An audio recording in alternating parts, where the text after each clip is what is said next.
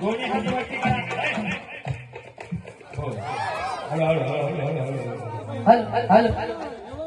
सगळ्यांनी दोन्ही हात वर करा जे देवासाठी आले त्याने हात वरती करायचं सगळ्यांनी आणि टाळ्या वाजवायच्या अशा टाळ्या वाजवायच्या वरती जोरात वाजवायचं भाऊ घर माझा झाला होता